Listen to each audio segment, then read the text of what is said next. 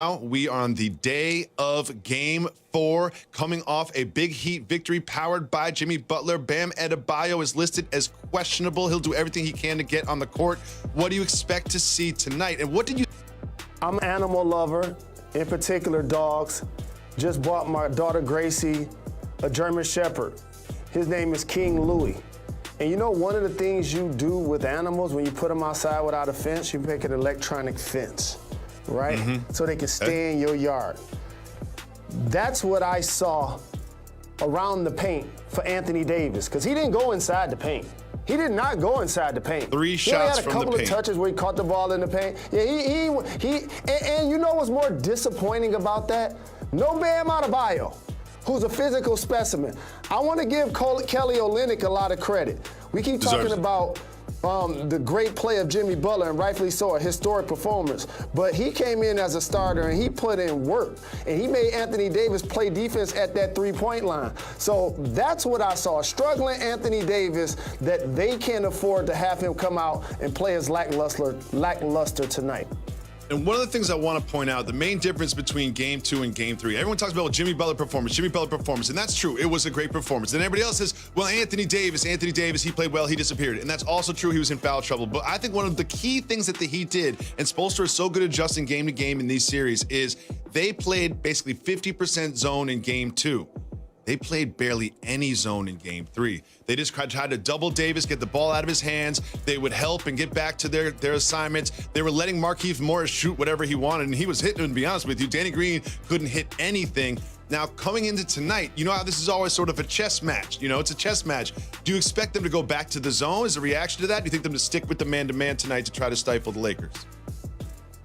I think they're going to ultimately play a lot of zone because you got to try to suffocate the paint and keep the Lakers outside of it. And that's one of the ways you're able to do it, by stacking the zone the way they did. And again, you got to give them a lot of credit. The Miami Heat did exactly what I anticipated, to be honest with you. Their DNA is all about toughness, sacrifice, and finding a way to get it done. You saw Eric Spoelstra at the press conference when he was asked about what people think. You saw Jimmy Butler distinctly guarantee a win. Now, just think about this for a second. Jimmy Butler is playing basketball against LeBron James in the NBA Finals. Guarantees a win to the media. Goes out and scores 40 and has a triple-double against LeBron James. He bullied LeBron, dog.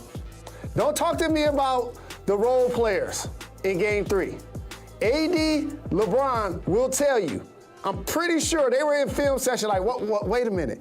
Jimmy had more points, rebounds, and assists than I did? That has never happened to me in a basketball game ever. I'm LeBron James. And also caused 6 turnovers when he was guarding LeBron. Not 1, 2, 3, 4, 5, 6. He guaranteed a win and got LeBron James to turn the ball over 6 times and score 40. Jalen, okay, it wasn't... So I believe the Lakers win this game, however, but I think Jimmy Butler and them is going to find a way to win a secondary game. Overall, this will ultimately be Lakers in 6. But make sure you acknowledge what Jimmy Butler did in that previous game. That's all-time outstanding. We will acknowledge what Jimmy Butler did in that previous game, because it will be the last time that we will acknowledge a good Heat performance, because you know that AD, especially AD, is going to come back and perform tonight. And I think that the Lakers get the win tonight. And then Game 5, here's what I see. I see all the Lakers look at their plane tickets. Might as well just put the plane tickets up on the whiteboard. Just be like, do you want to stay in the bubble? Do you want to eat at the same restaurant again? Do you want to live in that hotel room? Or do you want to go home? That's why I have the Lakers winning in 5, because the motivation to bounce back from the Game 3 performance, especially from Anthony Davis, and just the motivation to get out of the bubble. Like, I don't think people really understand just how bad these players want to leave. The Lakers are the more talented team, they're the healthier team, and they will get this done in 5. Now, I do want to get back to one X's and O's thing, because you kind of said that Jimmy Butler bullied LeBron, and it kind of looked like it, especially in the 4th quarter. And then LeBron did the thing he did with Jamal Murray. He's like, oh, this guy's hot, then let me check him. However, in the pick and roll defense, he was allowing that switch to happen, and then you'd watch Jimmy Butler score on Morris or score on KCP. Do you think that he will fight through those picks? Do you think they will change their defensive strategy in Game 4? I don't think they'll necessarily change their defensive strategy. They're just going to play with more force, with more effort. Jimmy Butler had 40 points in the finals game and didn't attempt a three-point shot. The last dude to do that was Shaq in the early 2000s, and he's 7 foot, 300 pounds. That's what I mean when you watch the Miami Heat play. They're not a monolith like most of the teams where you have 5 guys standing around the three-point line. They do dribble handoffs, they do away actions for pick and rolls, and their best players offensively aren't volume three-point shooters. So the Lakers got to use their height and suffocate the paint better. You know what? I'm petty, and I know LeBron is too. I know he thought this, and he would never, ever admit it. There's a part of him that was like, oh, AD done lost the Finals MVP. AD just handed me the Finals MVP with that Game 3. I really believe that. He would never admit it or say it into a microphone, but somewhere in the back of his head, he was like, oh, AD just put that thing on a platter for me and watch me take this home. Jalen, sometimes there's video in the world of sports that we need to break down with the minute details. So you and I. Finals. Get out of my way, says LeBron James. It ain't nothing to it when I do it. Oh, what a pass! The Lakers set a finals record for most threes and a half. Anthony Davis lighting it up. What an amazing performance. And the Lakers are 2 wins away from their 17th championship. Lakers up 2-0 on the Heat. Anthony Davis put on a show again, becoming the 3rd player in finals history to shoot at least 75% on 20 attempts. And you see, he's got Hall of Fame company. 3 of the top 4 shooting performances in the finals have been for the Lakers. Stephen A. Smith with us once again for our finals coverage. Stephen, the conversation has to start with Anthony Davis. This is what they brought him to Los Angeles for. This is what he came here for. And now that he's in the moment, he's delivering. Well, he's been absolutely spectacular and unstoppable. There's nothing that they can do with him. He can hit perimeter shots. He's grabbing offensive rebounds. He's putting it back. There's nobody that's impeding his progress at the basket. They look as helpless as I've ever seen the Miami Heat look going up against Anthony Davis. I know he had 32 compared to LeBron's 33, but he was clearly the MVP of this game, and he's clearly been an MVP of this series. There is literally nothing that they can do. They look absolutely helpless. Of course, the Heat undermanned without Bam Adebayo and Goran Dragic. They're probably not going to get Dragic back. Maybe they get Adebayo back.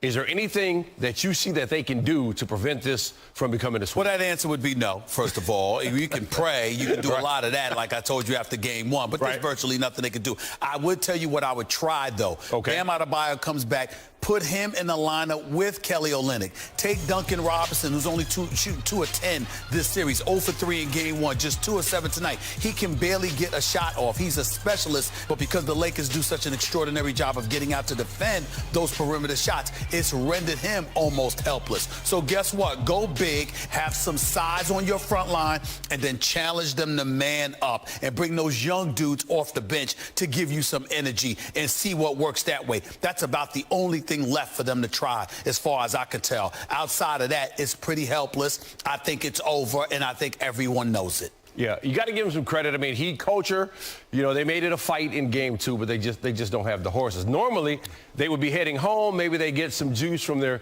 home crowd, but of course, this season, that's not the case. If it were in South Beach, perhaps they'd have a better chance because, dare I say, maybe the Lakers would be distracted. Maybe. That might have been their only hope. No distractions right now, though. The Lakers focused and in control of the NBA Finals. Steve, we appreciate it. In particular against Boston in the last round. This is different, though. The Lakers are prepared, and they've got the type of size and the type of shooting right now with the way these role players are playing to beat this. And I thought their approach to it was great all along, Stan. They get the ball to proper areas of the floor, which is into the middle, and Miami's making some mistakes on their zone coverage. Here, Jimmy Butler's in no man's land. He should be matched up there on the wing with Caruso. Instead, when this ball gets swung, it forces Hero to come out, and that allows LeBron to catch the ball on the baseline, where now he can survey the weak side of the court. You see Kendrick Nunn. He thinks the ball's going to the corner, and there's AD at the rim for an easy dunk. Here, once again, you end up with 2 guys on the ball at the top of the zone. You're going to have problems if you got 2 guys on the ball in the zone at any point. Morris flashes middle. You got Kendrick Nunn and Olynyk in the back worried about AD posting up or the lob. So it's an easy decision for Morris to kick out to Caruso, who steps in to a wide open 3. The 2 areas of the floor you have to attack a zone: in the middle and on the short baseline. And LeBron James and Anthony Davis repeatedly occupied those 2 areas. So not only did they have bodies there, they had the two best players on the floor in the two most important places to attack a zone. That's going to spell trouble for any zone. But tonight, Miami really had a hard time figuring out how to slow this down. Give Frank Vogel a lot of credit because they knew it was coming and they were ready for it. You can try to shoot them out of it, too. The Lakers took a season-high 47 threes. They hit 16 of them, which they'll take. The other problem playing the zone, though, is trying to find a body to put on a body when it comes to rebounding, and Anthony Davis made that a problem. Yeah, that's the big challenge in a zone defensively. Even when you can force the Lakers to miss a shot, you had Anthony Davis just cleaning up all of those mistakes. And there was a time in the third quarter when he really just took over the game, and he prevented Miami from getting close and